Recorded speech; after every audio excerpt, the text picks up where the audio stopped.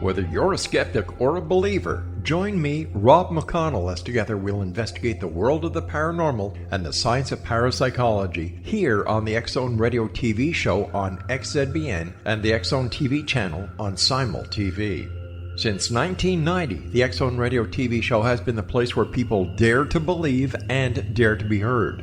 Together, we'll investigate UFOs, aliens, ghosts, Bigfoot, psychic phenomena, lake monsters, conspiracy theories, government cover-ups, the truth embargo, alien abductions, ESP, haunted locations from around the world, and so much more.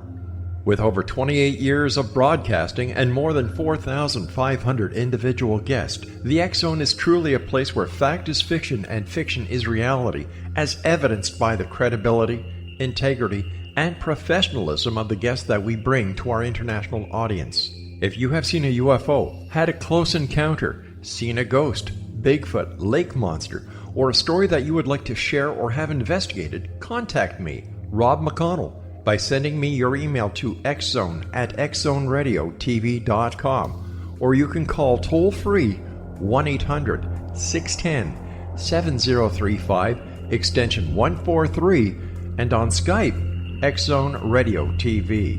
For more information on the X-Zone Radio TV show with yours truly, Rob McConnell, visit www.xzoneradiotv.com or www.xzonetvchannel.com or simultv.com and xzbn.net. Until next we meet here in the X-Zone from our broadcast center and studios in Hamilton, Ontario, Canada, always remember, X-Zone Nation, keep your eyes to the sky and your heart in the light.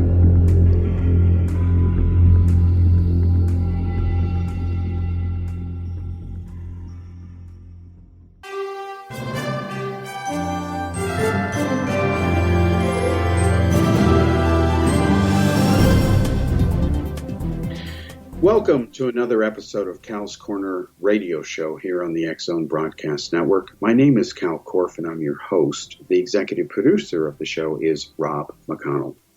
Now, folks, today is the anniversary of President John F. Kennedy's murder. He was killed on November 22nd, 1963. And probably, if I understand my demographics correctly, and this is not something unique to this network, nor this show, nor the X-Zone itself. I think it's worldwide. Most of the people, if they listen to this show or they read about John F. Kennedy, they're lucky if they really know who he is or was. They may have heard the name. They're younger people. They were not alive back then. They were not born when Kennedy was killed. They didn't know what it was like to have the impact on their life because they weren't alive.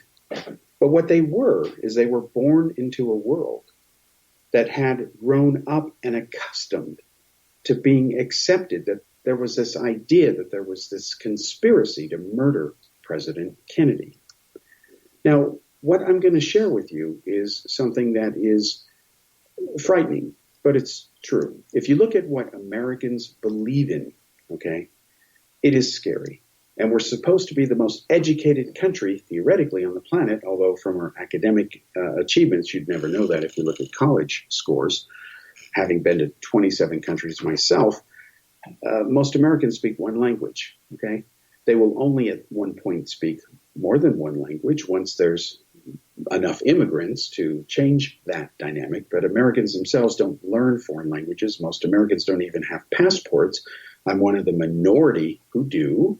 But if you look at the numbers, it's scary. There's 88 million people, folks, who believe that 9/11 was a conspiracy. 88 million people, and they vote. The biggest conspiracy of all time that most Americans believe in this last 100 years is the JFK conspiracy. 160 million people believe it. 66 million, that's 100 million less, little roughly, believe in Roswell. 22 million people believe that the moon landings were faked. 88 million people believe in the Illuminati, like there's some group controlling everything. That's roughly equal to the number of people who believe that 9/11 was a conspiracy. They're not the same people. This is probably one of the most frightening things about all of these tens of millions of people here. If you add up hundreds of millions, whatever, they're not always the same people. And then vaccines causing autism. As much as 63 million people believe this stupidity. Now let's go back to Kennedy. The numbers, again, are scary.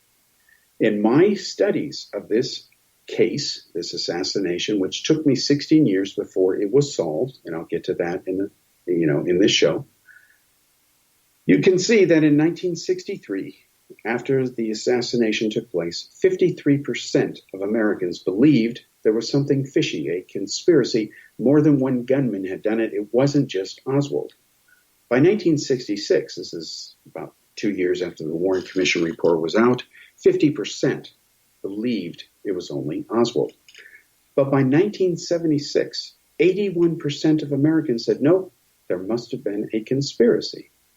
In 1983, that number dropped from 81 to 74%.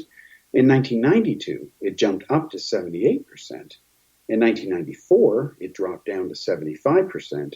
In 2001, it jumped up to 81%. And in 2003, it dropped down to 75%.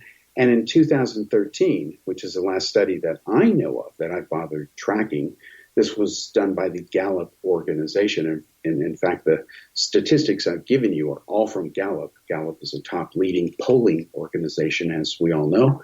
The last time they bothered asking people about this question, was there a conspiracy to murder Kennedy? In 2013, which again was 6 years ago, 61% said yes. So still today, that number is about true. There's no evidence it has gone up significantly nor down. But again, that is the majority of Americans, but that's better than the 81% that was in 2001. So why is it then that most Americans, most people, and most Europeans I've talked to over the years, they also believe something weird happened. Why did they think this? Well, there's a main reason here. There's a couple of key factors. One is the U.S. government. Let's be honest, they lied. They not only lied, they lied to their own. And even the Warren Commission, they were not given the full facts. And you have to understand the unique dynamics here because it was really bizarre. Here you have the President of the United States. He is murdered, shot by Oswald.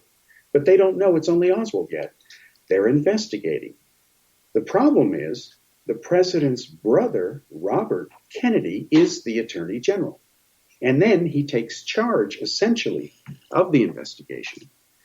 But Robert Kennedy and his brother have a dirty secret. Actually, many of them. They were not saints. But yes, they were American heroes. Appreciate the irony.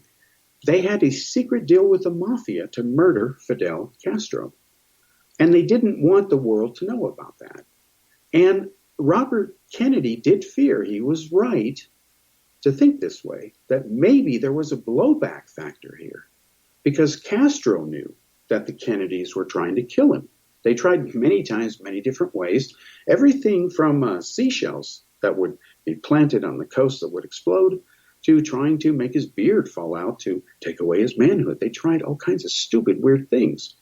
But they thought maybe Castro or the Russians retaliated because Oswald was a Marxist. He had defected to Russia. Again, you couldn't make this up if you were a Hollywood script writer. There were all the bizarre elements in here, an elixir, a mix of elements that you could look at this many different ways, and the glass was either half full or half empty.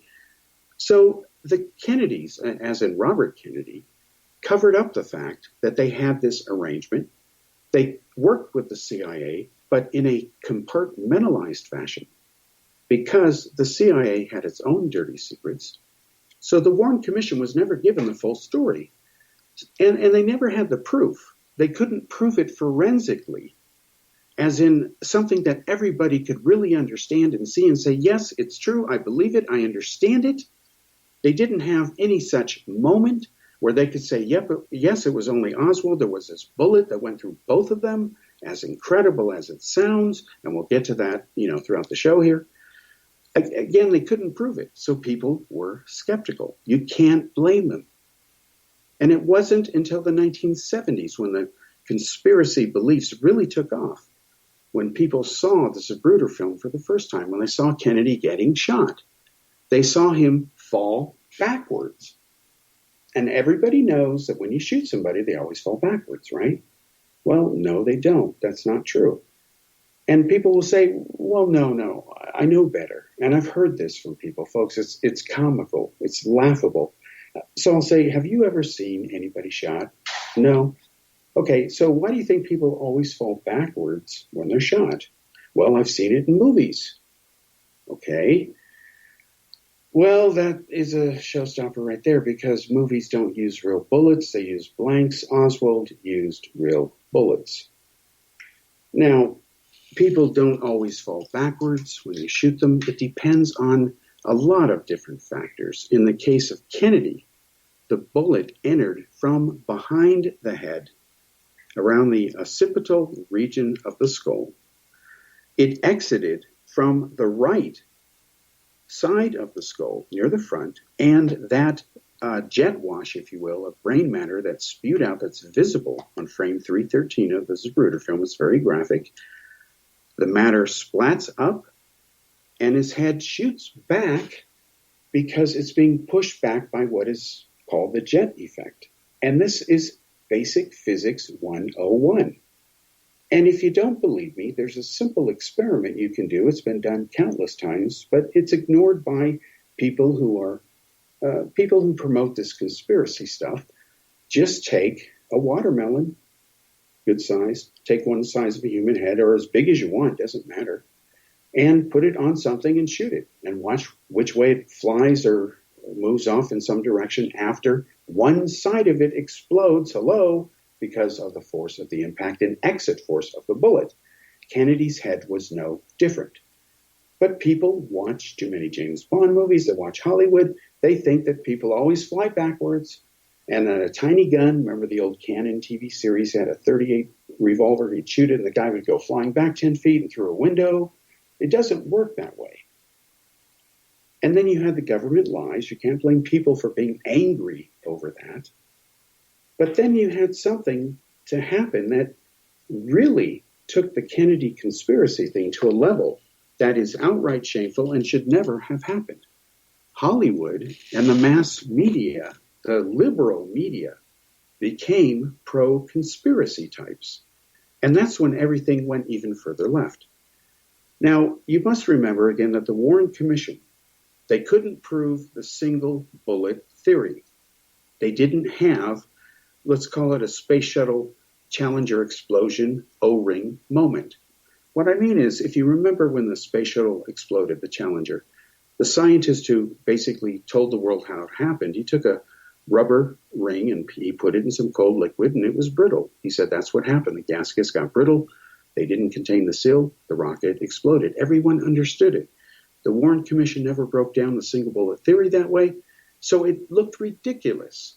They couldn't prove it, but it was later proven, and I will prove that it was later proven, and that it is beyond dispute, and that's why it is comical to even pretend nowadays that there is even a possibility that it was anybody else other than Oswald who did kill Kennedy. We'll be back after the break.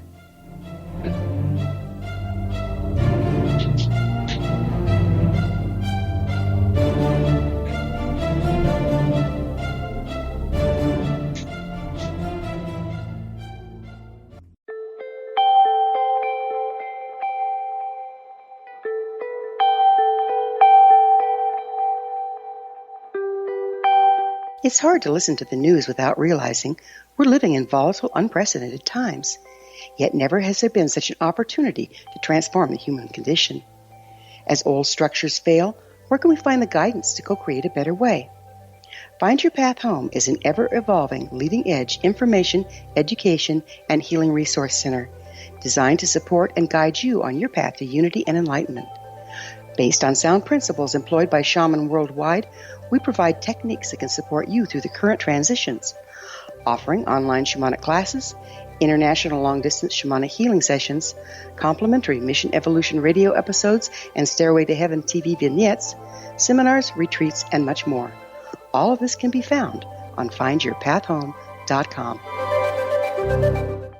So I was watching the X Zone TV channel last night when I was abducted by aliens, and they kept repeating to me over and over again, simultv.com, simultv.com. What's simultv.com? That's what I asked them. They had it written on the side of their UFO. How do you spell that? UFO. No, I mean simultv.com. simultv.com. simultv.com. Right. simultv.com. Interesting that you were abducted by aliens in a simultv.com UFO last night. Oh, yeah? Yeah. Now that you mention it, I remember now last night I was awakened from a deep sleep. My great-grandmother was standing there. She said she'd come from the hereafter to tell me about simultv.com. She even spelled it out for me. simultv.com, sonny boy. simultv.com. simultv.com, sonny boy. Wow. Yeah. Guys, you'll never guess what my psychic guru just told me. simultv.com. Exactly. Are you guys psychic too? Of course. We all know about simultv.com. simultv.com.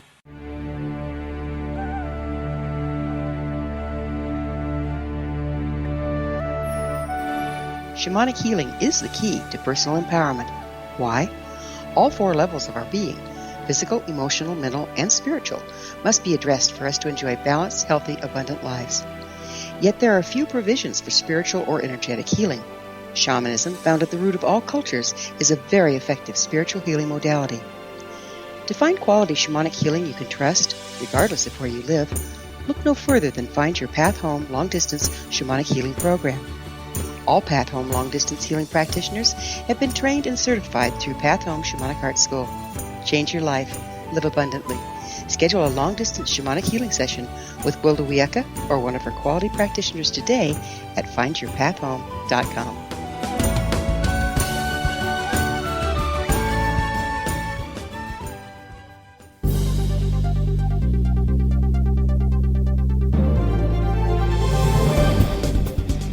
Welcome back to our special anniversary episode that breaks down and tells you and proves how President Kennedy was murdered on November 22nd, 1963. This is the anniversary of that tragic event.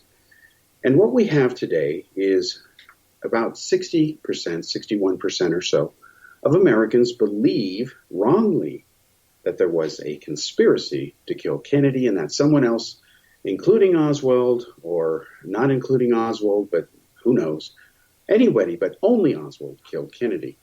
And what we will do by the end of this show is prove to you that it was only Oswald.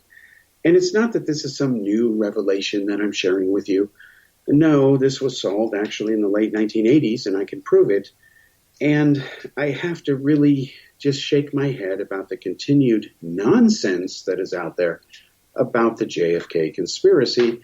And of course, it's, perpetuated by the lamestream media, in addition to the nonsense on the internet, which that is to be expected. But shame on mainstream media when they promote this stuff. It's false history. It's fake news. Let me prove it. Now, before we get to the facts, real quickly, there's a lot of shows, especially this week and today on the anniversary, talking about Kennedy's murder. This is one of them. You can say, well, what's the difference between my opinion versus, say, anybody else's? Without naming any names, I will tell you that my view of this case, my history with it goes back decades, and nobody else has the background I do or the pedigree on it that I do. And let me prove it. I went to a high school called John F. Kennedy. It was in Fremont, California. I attended it from 1976 to 1980. I actually finished high school in 3 years as a so-called prodigy student, took 7 foreign languages, etc. But I decided to stay a 4th year so I could graduate with people I knew, hello, my friends, rather than strangers. So I had a free year even though I kept taking classes and so on. The school let me take as many classes as I wanted and so on. So in my freshman year, I had an English teacher named Bill Thomas. And I told him I don't want to reread the same books I've read over and over in other schools because I had more advanced classes than what you teach here. No offense. I'm at a different school now. So I'll tell you what. let me pick the books that I want to read. I'll read 10 times as many as you want me to read of Bless the Beasts and Children, which I've read 3 times. I don't want to read it again. And I'll write a book report on each of them. And he's like, okay, fine. So what happened is the issue of Kennedy's assassination came up because the House Select Committee on Assassinations, the government was re-looking into the issue. And I didn't really follow it. And so I thought, okay, I'll get this little book on it. There was a book called 6 Seconds in Dallas by Josiah Thompson. It was a bestseller. And it had in the book frames from the Zapruder film that were drawn by an artist. They were police sketch realistic because there was a copyright issue. So to get around the fact that they didn't have the legal rights to reproduce frames of the Zapruder film, they had an artist draw accurate sketches of each frame so that the American people for the first time could see what was in that film because, of course, they didn't watch the whole film until it was later shown on ABC News, as I recall, in the 1970s. So what happened was I started asking my teachers, who killed Kennedy? Well, I asked one teacher, and he told me that Oswald had done it. I asked another teacher. He told me that CIA did it. I asked another teacher. He told me that the Mafia did it, working with possibly Johnson. No matter who I asked, I got different answers. What bothered me is that nobody could definitively point to anything. And since I'm a Y of the Y type person, and here I am already studying UFOs and stuff like that, it bothered me. So what happened is we found a photo that was taken by a woman named Mary Mormon. And when we looked at the photo, it showed something on the grassy knoll above the fence there, which we couldn't explain. We didn't know what it was. So I talked to Bill Spalding of Ground Saucer Watch. I was working with him to analyze UFO photos. Later, I would write a column with him, a UFO photo file for Saga UFO Report. I'd taken it over from Hayden Hughes. He worked with me on the Billy Meyer photos, the first computer enhancements of them, when we found the string above the famous photos, the Mount Orutai photos, where the object is sitting above the beautiful hill there, Mount Orutai. It's actually on a string, of course, because it's a small model. The computers found that, and when I went to Switzerland many years later, undercover, posing as Steve Thomas, when I got to see the unedited Meyer photos, as I later published in my book, because it was true, I got copies of them. They were given by Billy Meyer himself to the Jakob family. The strings were very visible. They weren't later airbrushed or whitened out. So, boom, busted. Anyway, back to Kennedy. It bothered me that there was this stuff about a conspiracy. So I worked with a friend of mine. We wrote a 200-page, I think it was 212-page report for my teacher on this, typed it all up. And he was, of course, blown away. And this was not my first 200-plus page report. I'd done a previous one in 8th grade by myself called UFOs, the Massive UFO Evidence, and I'd included the Hill case in there, only to, a few months later, find the Atterberg star map data that led me to later conclude that Marjorie Fish was wrong. Friedman knew this, went to his grave, unfortunately, pushing that myth. We've talked about it in other shows.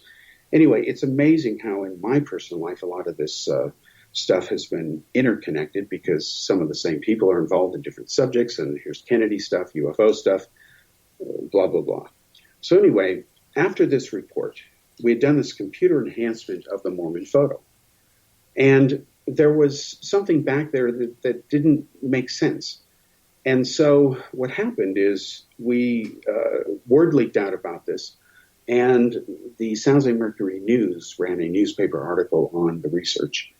And that apparently upset somebody in Washington, D.C. with the House Select Committee on Assassinations, because we were telling them that there was a figure in that photo that we couldn't account for, that, you know, people had reported a shot on the knoll, and, you know, could this be an image of that person?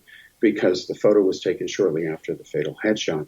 And so what happened is they were jolted enough by it, or interested enough, whatever you want to call it. They weren't exactly friendly. What happened one day is I'm in school. This article has been in the paper. There's no internet, okay? And this is like 2 or 3 days later or something. And then all of a sudden the intercom goes off in the school, and it says, Kal Korff, please come to the principal's office immediately.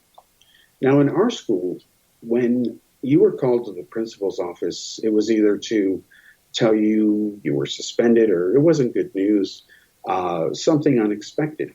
So I'm thinking, what did I do wrong? I don't do anything wrong. Okay, I'm actually the most famous person in the school, take it or leave it. I'm lecturing, I'm on TV, I'm in the papers, all this other stuff.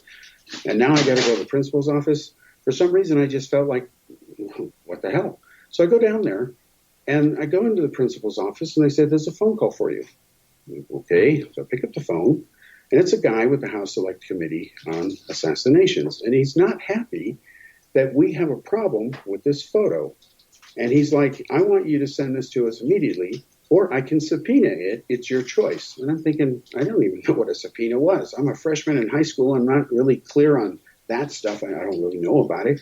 So I said, yeah, I'll send it to you, no problem. So he gave me the address. We sent it, registered, all that other happy crap. And he said he'd get back to us in about a month. Well, about 6 weeks go by, and we hear nothing. And I call a few times. And I actually called from the school number one time. The school actually let me use, on more than one occasion, I'll just limit it to that disclosure, the phone, because I was publicity for the school, and when they let me promote the lectures and all that stuff I was doing, because I gave the money from my lectures, even with Stan Friedman that I did. This was all covered in the newspaper articles. Some of them were published. I finally released them. They were never on the internet, didn't exist back then.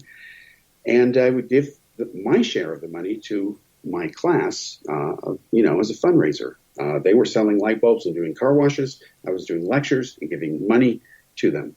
Okay. Anyway, back to Kennedy. They didn't return our stuff. And they said, well, I finally reached them at the House Committee. And he says, Mr. Korff, that's not anything on the photo. It's just a scratch. And I'm like, it's not a scratch, you moron. Anyway, so I said, that's it. Just send it back to me. Fine. Have a good day. So they send it back. And we get the photos, and they were 8x10s. We had sent blow-ups to the same exact images we had put under the digital computer. And it turns out that there was a scratch. He was right. Only it wasn't on the photo. It was outside the frame, hello, and it wasn't there when we sent it. And I'm thinking, what is this guy smoking? What was he looking at? So at that point, I'm mad because, this was just pure BS. And then I read that the House Committee concludes that there was a conspiracy, likely a conspiracy, that there was another person on the knoll that fired a pistol at Kennedy but missed, go figure that one, and that it was probably the mafia who did it. Have a nice day. And I'm like, okay, this is not, all right, fine. So at this point, I'm really interested in the Kennedy assassination. I figured this is ridiculous. We can't even tell who killed our own president. This is not believable. It's not credible. Something stinks. So what I did is I decided that I would make a database. I made it in FileMaker, okay?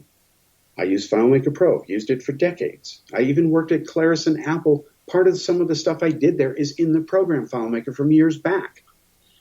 Matter of record. Anyway, I made a database, and I put the contents in of all the top-selling Kennedy books. Back then, there were 65 that accounted for about 90% of the public's knowledge on this, the overwhelming majority of which were conspiracies.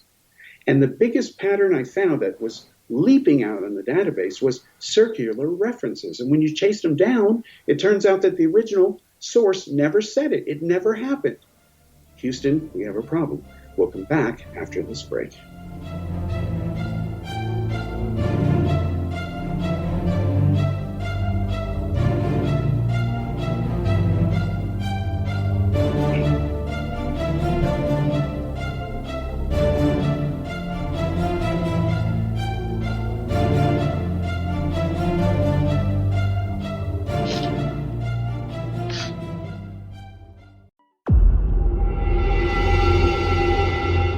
Whether you're a skeptic or a believer, join me, Rob McConnell, as together we'll investigate the world of the paranormal and the science of parapsychology here on the X-Zone Radio TV show on XZBN and the X-Zone TV channel on Simul TV.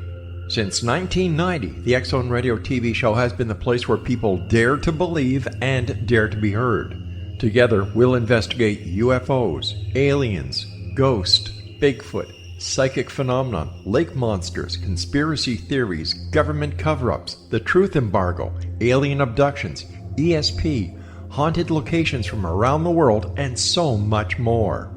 With over 28 years of broadcasting and more than 4,500 individual guests, the X Zone is truly a place where fact is fiction and fiction is reality, as evidenced by the credibility, integrity, and professionalism of the guests that we bring to our international audience. If you have seen a UFO, had a close encounter, seen a ghost, Bigfoot, lake monster, or a story that you would like to share or have investigated, contact me, Rob McConnell, by sending me your email to xzone@xzoneradiotv.com, or you can call toll-free 1-800-610-7035, extension 143, and on Skype, X Zone Radio TV. For more information on the X Zone Radio TV show with yours truly, Rob McConnell, visit www.xzoneradiotv.com or www.xzonetvchannel.com or simultv.com and xzbn.net. Until next we meet here in the X Zone from our broadcast center and studios in Hamilton, Ontario, Canada, always remember, X Zone Nation, keep your eyes to the sky and your heart in the light.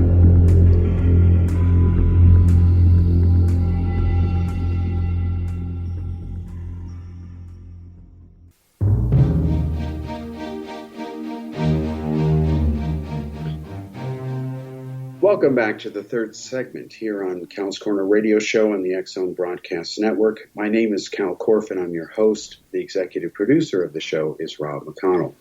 This, again, is a special episode that solves Kennedy's assassination. I am giving you a first-hand account that is true from history. This is well documented. That's why, again, I have to just shake my head at a lot of the stuff going on out there that I read and see, because it just isn't true. And I'm the only person who was there for this particular series of events that I'm now sharing with you. And again, a lot of this has been out there for many years, and I'll explain why even CNN covered it later. I'll come back to that. So when I started the database project, it was years, of course, later. It took 16 years to study all the Kennedy data. I put in the Warren Commission files. I put in every photo I could find. Everything that I could think of that was relevant, I put it all in a database, started crunching the data. And one of the main reasons I did it is because that allowed me to search things, more clear. I ended up initially putting so many bookmarks in books that there were more bookmarks than pages, and it became too much. And since I was a multimedia hypercard nut, I was on the hypercard team. Again, it's all in press articles that are out there. They covered my multimedia work, talked about me starting at Lawrence Livermore Lab with KMI. Sorry, Bob Lazar. We'll come back to you in another episode. Anyway, all this happened. And then we started doing a 3D reconstruction of the Zapruder film. And what happened in the late 1980s is that the exact moment that the single bullet, yes, it was just one bullet, folks, I'm going to prove it, that went through both Kennedy and Connolly was actually captured on the Zapruder film, and it was missed by everybody. I'm the person who discovered it. It's a matter of record. It got me on a special 30th anniversary show of Larry King Live. And on that show, I debated Gayton Fonzie, who was the chief investigator, the top head honcho, who was the chief investigator of the House Select Committee on Assassinations. We did this show on November 22nd, 1993. That date is not a coincidence. Now, you can go back and get this episode. Unfortunately, CNN sells it with a best of Larry King, and I'm with Hillary Clinton. But anyway, that aside, you can buy it. Just check Amazon.com. It's a matter of record. You can't take it out of there. And Larry King cites my study. CNN checked it. This is back in the days when CNN actually did great investigative journalism, folks. So all this is a matter of record. And I kicked his ass in the debate. It was a live debate around the world, and nobody called in for him. And I was advocating the least popular position, that Oswald acted alone. And I showed on the show, Larry's show, the actual frames from the Zapruder film where you could see the lapel from Governor Connolly's suit that flipped up as the bullet exited below his right nipple and then further injured him. Let me break that down. Now, in the Josiah Thompson book, 6 Seconds in Dallas, look at the title, 6 Seconds. The myth, the stupid myth that started this, let's call it step one, is that 3 shots were fired in 6 seconds. Who says? Well, there's really no facts to back that up. In fact, I was able to show in my study that it was closer to 9 seconds. And you must remember that the first shot of 3 is ready to go. It's in the chamber. You just got to pull the trigger. So you got to cock the bolt back 2 more times in 9 seconds. You can do it. It's not hard, folks.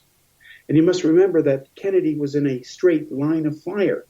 That's a perfect way to kill somebody with a rifle because they're not ducking, darting around. They're in a straight line of sight. You just need to raise the elevation of the barrel as the target moves away from you. If Oswald had fired as the limousine came towards him, he would have been aiming towards the ground, moving towards the ground. That's not the way Marines are trained. Use your common sense, folks. Now, let's prove it was more than 6 seconds. The Warren Commission is the one who started the 6-second stupidity. It caused people like Josiah Thompson to say, wait a minute, it doesn't add up, and he was right. But here's where the Warren Commission blew it.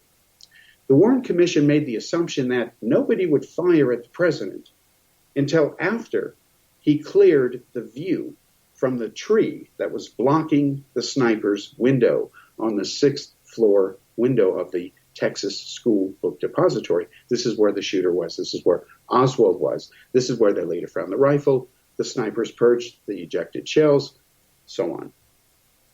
Again, they said, well, he didn't fire until after the president cleared the view of the branches of the tree. Logical assumption, but what matters is what the shooter thought, not what the Warren Commission thinks. What matters is what Oswald thought at that moment.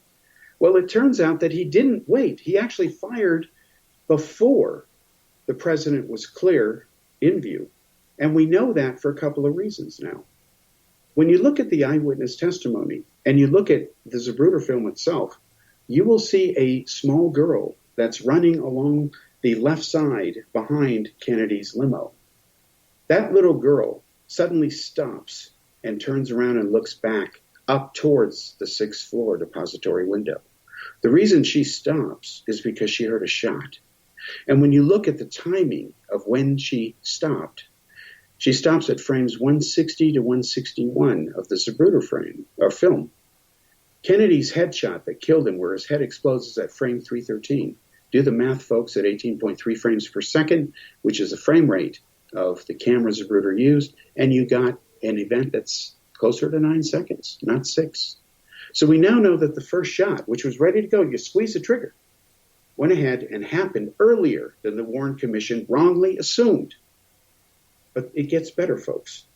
Multiple witnesses reported that the first shot sounded a bit weird, like kind of a twang with it. They saw a spark that hit the ground because what happened is the bullet actually hit a twig in the tree.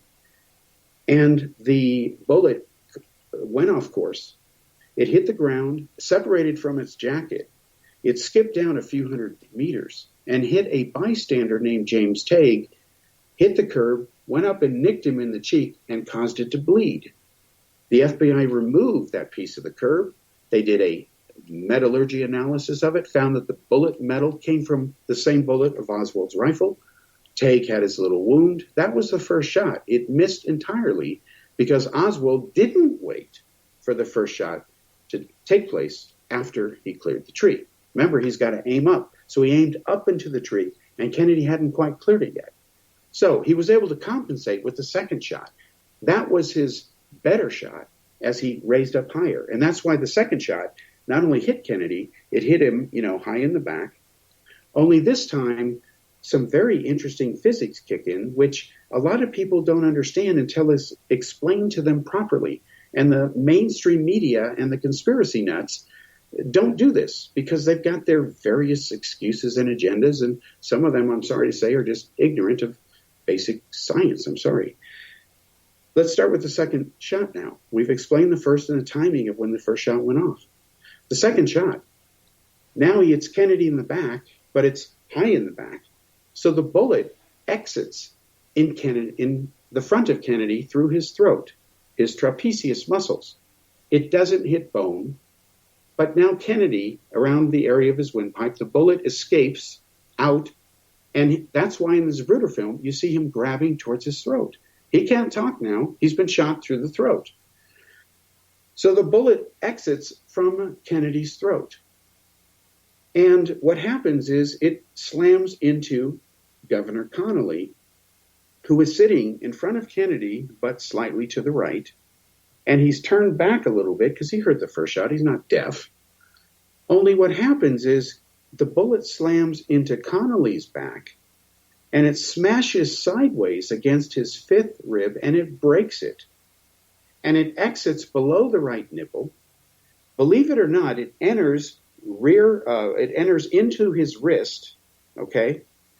And it shatters and breaks the bone, and then it goes into his leg, bottom first. But because it's gone through so much human flesh and bone in two bodies, its velocity has slowed down to the point where it is then recovered in the pants in the hospital, in the trouser leg of Connolly's pants. Conspiracy nuts will say the bullet was planted. No, it wasn't. The ballistic markings prove, and the way it's deformed and it's flattened on one side, matching the missing 5 inches of his rib that were knocked out. Come on, folks. And the ultimate proof that it was one bullet that smacked into both Kennedy and Connolly exists in two forms. The first form, which wasn't absolutely definitive, but it was pretty good, was the fact that the size of the entrance wound in Connolly was longer than the bullet. Now think about that. A bullet doesn't fly sideways. It flies straight like a missile. So it's got a round hole that goes in that's roughly the diameter of the circumference of the bullet. But this bullet, is long when you hold it sideways.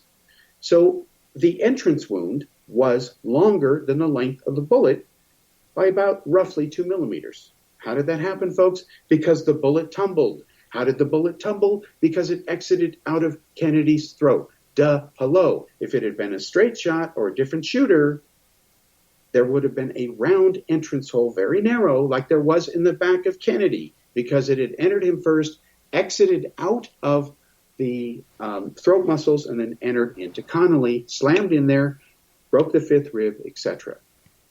Now, we're going to prove the moment that the second bullet hit Kennedy and Connolly, and we can see it on this Zapruder film now. I'll prove it. And what I'm going to do, just to be mean and non-conspiratorial, is I'm going to wait until the beginning of the next segment to break that down for you, and you can check it and prove that this is true. We'll be back.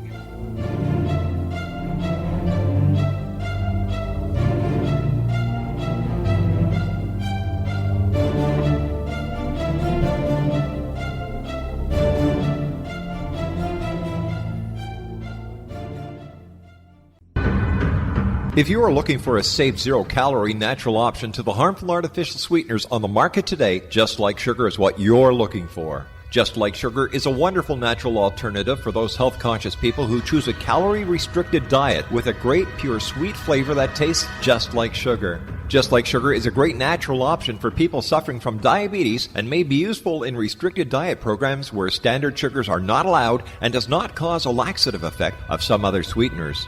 Just Like Sugar comprises a perfect blend of chicory root fiber, natural calcium, natural vitamin C, and Just Like Sugar's sweetness comes from the natural flavors from the peel of the orange.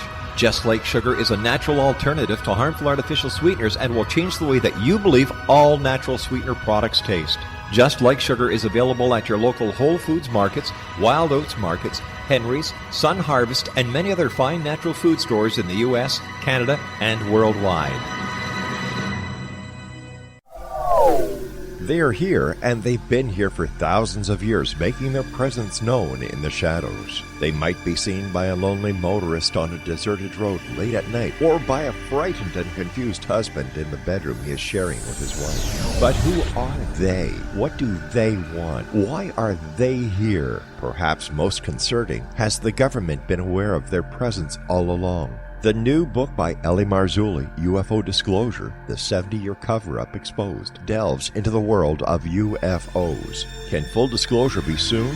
Order now to receive a free hour and 37-minute DVD on the UFO phenomenon. UFOs are real. Get both the book and the DVD, a $40 value, for only $19.99. To order your book and DVD today, go to lamarzulli.net. That's LAMARZULLI.net.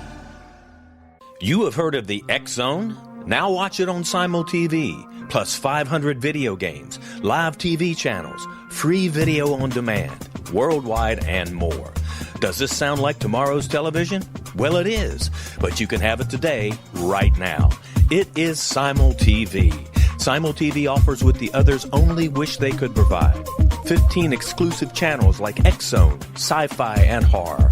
We are worldwide. No other provider offers that. 500 built-in video games. No need to have an extra expensive system. We have them included. Free video on demand. Live streaming events from around the world. Interactive online network, and much more. Tomorrow's TV today. Simul TV. Sound too good to be true? Well, it's not. You can have Simul TV today. Sign up at simultv.com. Do it today.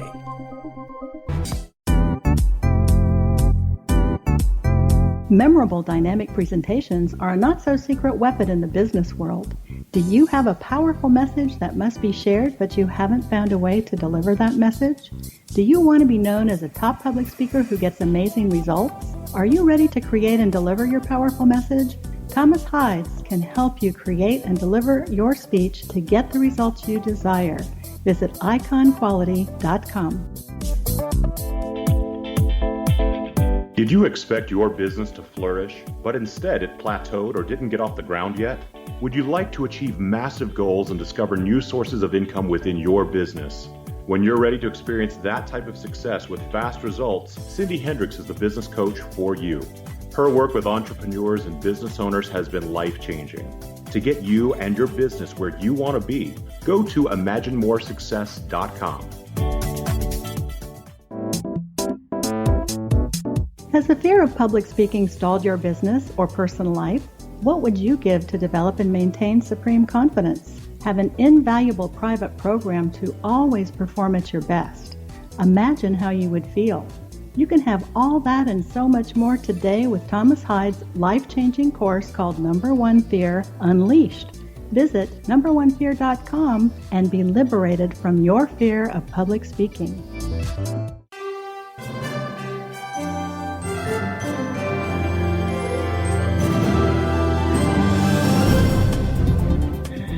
Okay, welcome back to the fourth and final segment here on Kal's Corner Radio and the X Zone Broadcast Network. My name is Kal Korff. I'm your host. Once again, the executive producer of the show is Rob McConnell. Now we're going to solve Kennedy's murder and prove it was one shooter, Oswald, and that it was one bullet that went through both men. That's President Kennedy, Governor Connolly. It wasn't magic. We'll come back to that in a moment, and we'll prove that there was no fourth shot or no person on the grassy knoll firing to send Kennedy flying backwards. All right, how do we prove it? Well, since I'm the person who found the frames in the Zapruder firm, where the lapel flips up, here's where you can find it, folks. Go online, look at a clear copy of the Zapruder film. Look at the section first of all, watch the whole thing, including looking for the girl who stops and looks back because she hears the first shot. Duh, hello. Then go to the second part where the limousine is emerging from behind the Stemmons freeway sign. By that time that you see Kennedy emerging from there, he's already grabbing at his throat. It's because he's been shot. But what happened to Connolly? Well, on frames 223, 224, and 225, I promise you can actually see the right lapel of Connolly's suit flip up in basically 3 frames. And that's incredible because the speed of the film is 18.2 or 18.3 frames per second. So what caused that lapel to suddenly go up and down in a slight fraction of a second, captured on film for history? It's been there the whole time. The Warren Commission missed it. Well, that proves that it was one bullet going through both people. And I'll tell you why. Because the bullet slammed into Connolly. We know that. The entrance wound was bigger than the length of the bullet. It had tumbled.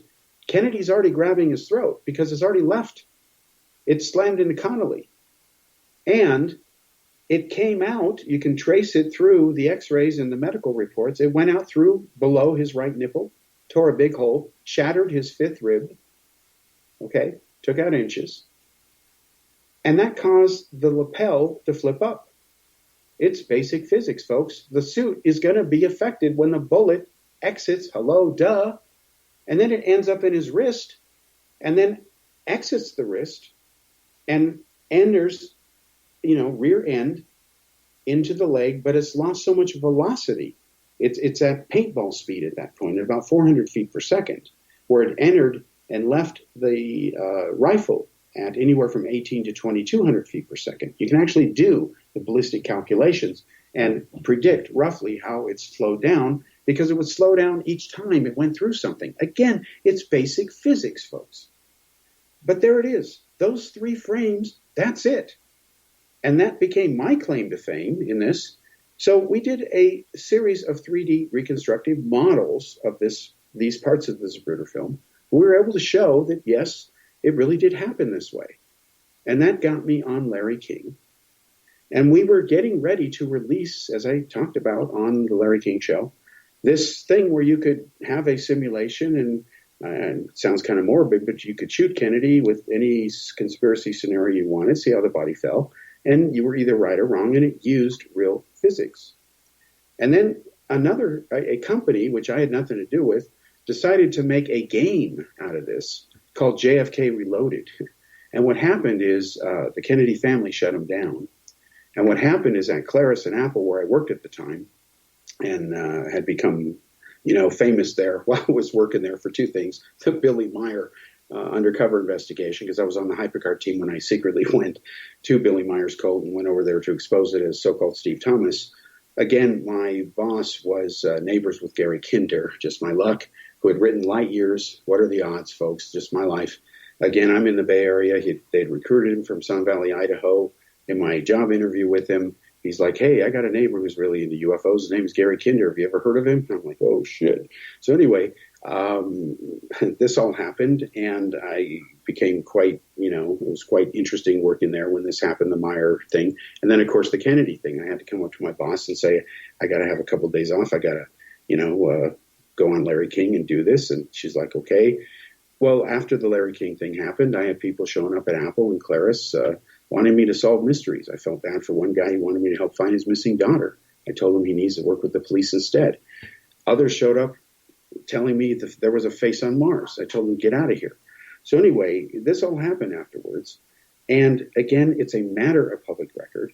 And after we did this expose, and the Larry King thing happened, and I wrote some articles, and I've written again about it over the years off and on in newspapers, I pretty much walked away from the subject.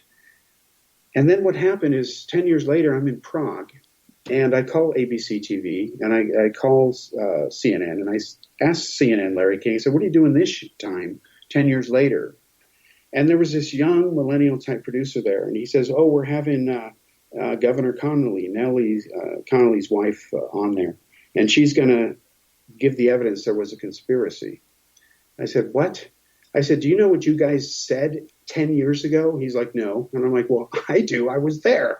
So I had to educate this producer at Larry King what had happened. And so I asked for the evidence because maybe I'm wrong suddenly. Physics suddenly doesn't work anymore. Or somebody didn't give me the memo. So Nellie Connolly's disproof of my research said, were you there in the car that day? No. Okay, well, that proves me wrong, right, folks?